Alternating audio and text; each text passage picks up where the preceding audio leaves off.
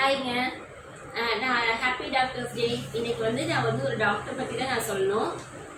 அந்த எனக்கு வந்து மேரேஜ் ஆகி ஒரு 3 இயர்ஸ் வந்து குழந்தை இல்லாமல் இருந்தேன். அப்போ வந்து ஒரு டாக்டர்கிட்ட ஃபஸ்ட்டு ஒரு டாக்டர்கிட்ட போனோம். அது வந்து கொஞ்சம் சாட்டிஸ்ஃபையாக இல்லை. அப்போது என் ஹஸ்பண்ட் வந்ததுக்கப்புறம் அவங்க கூட்டிகிட்டு போகலை. அப்புறம் என்னோட கிளைண்ட் ஒருத்தவங்க வந்து ஒரு டாக்டர் வந்து சஜஸ்ட் பண்ணாங்க. அந்த டாக்டர் வந்து கிளைண்ட்டோட கோ சிஸ்டர். அப்போ சரின்னு சொல்லிட்டு நான் அவங்கக்கிட்ட போனேன். அப்போ வந்து எனக்கு வந்து 21 இயர்ஸாக என்னவோ தான். அப்போ போனே டாக்டர் வந்து என்னை திட்டாங்க, இப்போவே உனக்கு குழந்தை வேணுமா அப்படின்னு சொல்லி கேட்டு திட்டினாங்க. அதுக்கப்புறம் அவங்க சொன்னாங்க, ஒரு 6 மந்த்ஸ் வந்து டைம் ஆகும் உடம்புக்கு வந்து தெரிஞ்சுக்கவே அப்படின்னு சொல்லிட்டு சொல்லியிருந்தாங்க. சொல்லிட்டு நான் அவங்கக்கிட்ட போனப்ப எனக்கு வந்து பெருசாக ப்ராப்ளம் எல்லாம் ஒன்றும் இல்லை, சின்ன சின்ன ப்ராப்ளம் தான் இருந்துச்சு. அப்புறம் 6 மந்த்து நான் வந்து கன்சீவ் ஆகிட்டேன். அப்புறம் கன்சீவ் ஆனதுக்கு அப்புறமா தான் டாக்டர் வந்து நான் ரொம்ப வச்சு செஞ்சேன். அவங்க பார்த்தீங்கன்னா டெய்லி வயிறு வலிக்குதுன்னு சொல்லுவேன். டாக்டர் ஸ்டொமக் பெயின் வருது, ஸ்டொமக் பெயினாக இருக்குதுன்னு சொல்லிட்டு டெய்லி நான் டாக்டருக்கு நேரத்துக்கு ஃபோன் பண்ணுவேன். ஃபோன் பண்ணும்போது டாக்டர் பார்த்துட்டு அது அப்படி தான் இருக்கும், சரியாயிடும் அப்படின்லாம் சொல்லுவாங்க. அப்போ சில டைமெல்லாம் வந்து என்னை நேராகவே வர சொல்லுவாங்க. போய் செக் பண்ணால் அது ஒன்றுமே இருக்காது. அப்புறம் கொஞ்ச நாள் ஆகிட்டு இருக்கும்போது திடீர்னு வந்து எனக்கு விஸ்டம் டீத் வந்து அப்போ வளர்ந்துட்டு இருந்துச்சு. அந்த பெயின் வேறு வந்துருச்சு எனக்கு. அப்போது பெயின் வந்துன்னா அப்போது டாக்டர்கிட்ட போனேன். டாக்டர்கிட்ட போனப்போ அவங்க வந்து அதுக்கும் அப்படி தான் ஒரு ரொம்ப மைல்டாக அந்த டைமில் வந்து பெயின் கில்லர் கொடுக்கக்கூடாதுல்ல, ரொம்ப மைல்டாக வந்து ஒரு டேப்லெட் கொடுத்தாங்க. அப்போ எப்போ பார்த்தாலும் நான் வந்து ஃபோன் பண்ணி எனக்கு வந்து பயமாக இருக்குது, வயிறு வலிக்குது, ஏதாவது ஒன்று நான் சொல்லிகிட்டே தான் இருப்பேன்.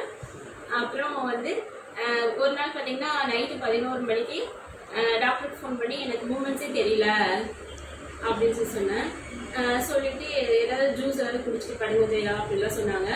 ஒரு சைடு படுங்க அப்படின்லாம் சொன்னாங்க. அப்போ படுத்தாலும் எனக்கு வந்து அது எனக்கு ஃபீல் பண்ணலை.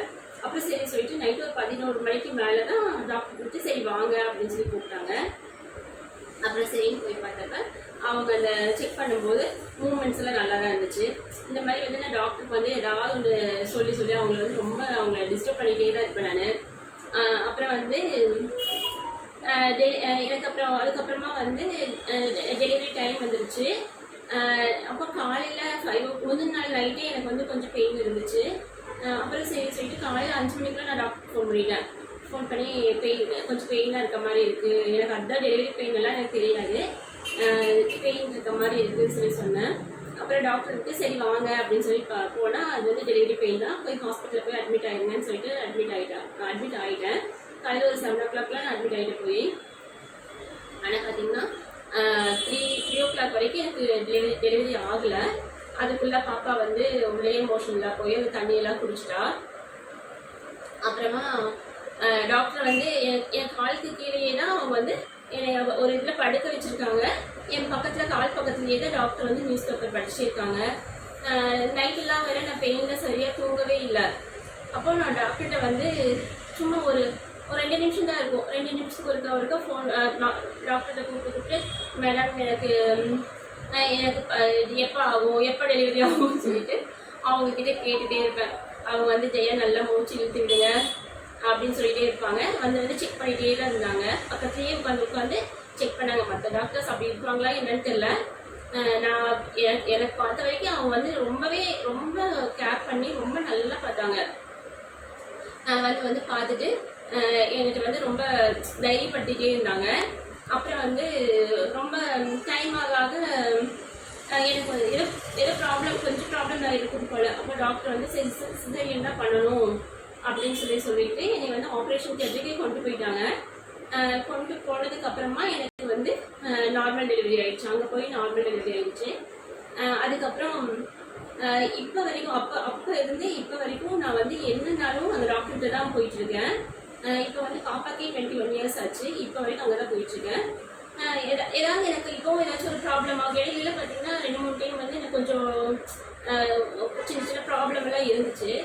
அவங்க கிட்ட போவேன். அவங்க வந்து ஒரு மெடிசன் எழுதி கொடுப்பாங்க. அந்த மெடிசன் கூட நான் சாப்பிட்டுக்க மாட்டேன், ஆனால் சரியாயிடும் எனக்கு. அவங்கள பார்த்தாவே எனக்கு வந்து அந்த ப்ராப்ளமே சரியான மாதிரி எனக்கு ஒரு ஃபீல் ஆகும். அதனால வந்து நிறைய பேர் வந்து டாக்டர்ஸ்ட்டு போனால் செலவு தெரிச்சுறாங்க, ஏதாவது ஒன்று சொல்லி ஒரு ஒப்பீனியன் கொடுக்குறாங்க இல்லையா, அந்த மாதிரிலாம் இல்லாமல் எனக்கு வந்து இந்த டாக்டர் வந்து ரொம்ப பிடிக்கும். இப்போ கூடி எனக்கு அப்புறம் பார்த்தீங்கன்னா என் தங்கச்சிக்கு என் ஃப்ரெண்டுங்க நான் பார்லர் வச்சுருக்கனால என் பார்லர் வர கஸ்டமர்ஸ்க்கெல்லாம் நிறைய பேருக்கு நான் சஜஸ்ட் பண்ணியிருக்கேன். எங்கள் அத்தை 2 பேத்துக்கும் அவங்க கிட்ட தான் டெலிவரி ஆச்சு. என்னோட சர்க்கிள் இருக்கவங்க எல்லாருமே அவங்க கிட்ட தான் போகிறாங்க. அந்த மாதிரி வந்து ஒரு எப்படி சொல்கிறதுன்னு எனக்கு தெரியல. இன்னைக்கு வந்து டாக்டர்ஸ் டேங்கிறதுனால எனக்கு வந்து இன்னைக்கு அவங்கள பற்றி பேசணும்னு தோணுச்சு. கூடி போனால் கூடி இப்போ 2 months முன்னாடி நான் போயிருந்தேன். இப்போ போனால் கூடி அம்மா அப்பாவை பற்றி பொண்ணு எல்லாத்தையுமே கேட்பாங்க. பாப்பாவோட பேரை வந்து அவங்க ஞாபகம் வச்சு கேட்பாங்க. பாப்பா சின்ன பிள்ளையா இருக்கும்போது பாப்பாவை கூட்டிகிட்டு போயிருந்தப்போ கூடி ஒரு பேஷண்ட்டு அங்கே வந்திருந்தவங்க மோகனா பேபியான்னு கேட்டாங்க. அந்தளவுக்கு அவங்க வந்து ரொம்ப கைராசியான டாக்டர். எனக்கு பார்த்த அந்த டாக்டரோட பேர் வந்து மோகனாவி ரமேஷ். நான் அவங்களுக்கும் நான் விஷ் பண்ணிக்கிறேன். ஹாப்பி டாக்டர்ஸ் டே மேம். அப்புறம் பக்கத்து ஷாப்பில் இருக்கவங்க பையன் வந்து கோகுல் பேர். அவன் வந்து டாக்டர் படிச்சுட்டு இருக்கான். அவனுக்கு என்னோட விஷஸ். அவன் நல்லபடியாக டாக்டர் படித்து முடிச்சுட்டு ஒரு நல்ல டாக்டர் அப்படின்ற பேர் அவன் வாங்கணும். அப்புறம் என் பொண்ணு வந்து எம்எஸ்சி சைக்காலஜி படிச்சுட்டு இருக்கா. அவளும் அப்படிதான். அவளும் அவளோட ஃப்ரெண்ட்ஸ் எல்லாருமே வந்து பிஹெச்டி பண்ணி ஒரு நல்ல மனநல மருத்துவராக ஆகணும்.